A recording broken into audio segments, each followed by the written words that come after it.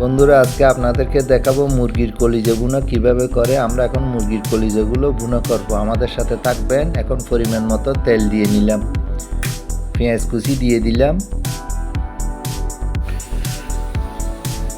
একটু লাল লাল করে ভেজে নিতে হবে।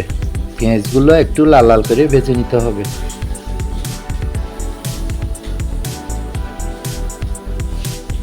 আদা বাটা দিয়ে দিলাম,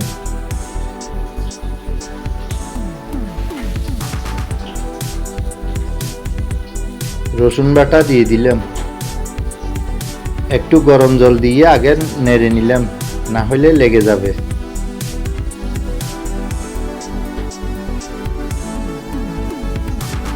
পরিমাণ মতো লবণ দিয়ে দিলাম, হলুদের গুঁড়ো দিয়ে দিলাম, মরিচের গুঁড়ো দিয়ে দিলাম।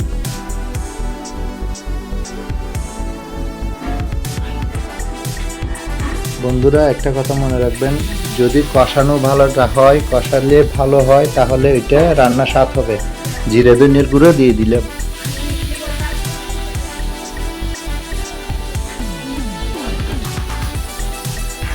তিন থেকে 4 মিনিট ভালো করে কষাইতে হবে।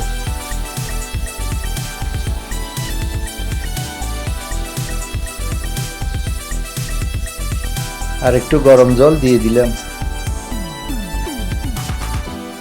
রাঁধুনি মাংসের মশলা দিয়ে দিলাম পরিমাণ মতো।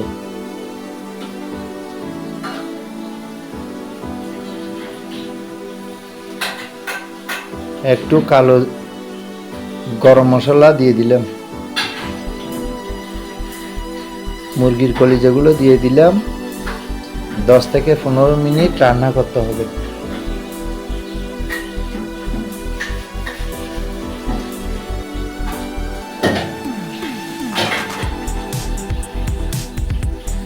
এইভাবে নাড়াচাড়া দিয়ে রাখতে হবে, না হলে লেগে যেতে পারে। বন্ধুরা, আমাদের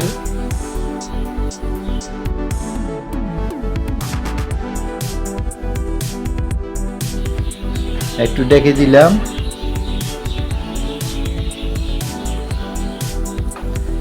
বন্ধুরা, আমাদের মুরগির কলিজা ভুনা হয়ে গেছে।